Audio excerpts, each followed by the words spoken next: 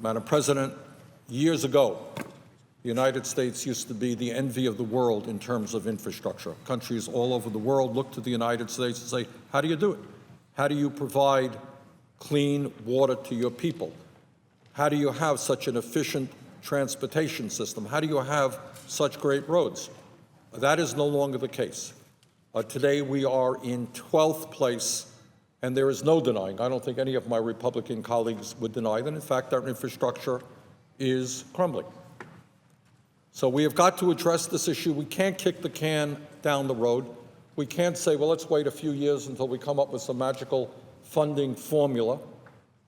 We've got to do it, and we've got to do it now. And the reason we have to do it now is that every year that we delay, the problem only becomes worse. We are spending billions of dollars just to maintain the status quo, patching up a deteriorating system, whether it's transit, rail, roads, bridges.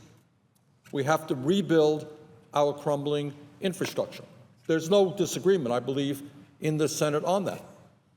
Second of all, I would hope that there is no disagreement that unemployment in this country is much too high. Real unemployment, 11%, counting those who have given up looking for work and those who are working part-time. Youth unemployment, 17%. African-American youth unemployment, higher than that. We need a major jobs program to put millions of people back to work at decent wages. And that's what rebuilding our infrastructure does. The economists tell us, you want to create jobs? The fastest way to create jobs in America is to rebuild our roads and bridges and rail system. That's the fastest way to do it. And probably many of my Republican colleagues understand that as well. Where we disagree is how you fund the project. And some on the Republican side will say, well, we're looking at tax reform, we're looking at this, we're looking at that, and maybe it will happen, but maybe it won't happen. Certainly we have not had a lot of luck on these issues in recent years. Our Republican friends are not particularly interested in investments in America. Their idea of dealing with the deficit is to cut, cut, cut.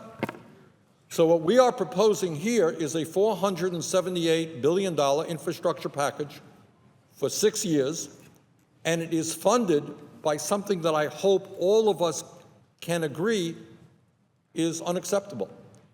And that is, at a time when corporate profits are at an all-time high, many corporations are stashing their profits in the Cayman Islands, Bermuda, Luxembourg, tax havens around the world. And you know what they're paying in American income tax to the United States government? Zero. So we eliminate those loopholes. We raise substantial sums of money. We put that money into rebuilding our infrastructure, creating jobs, and making our country more efficient, safer, more productive. That's what happens when you have a strong infrastructure. And Madam President, I would ask Americans to try to imagine what America will look like when we have some 9 million workers. This proposal would create and maintain some 9 million jobs, good-paying jobs, in all of our states, people working to improve our roads and our water systems, try to begin effectively competing with the rail systems of countries throughout the world. Think of what America will look like when we're becoming and developing a first-rate infrastructure, not a third-rate infrastructure. Now, I know people think this is a lot of money. It is a lot of money.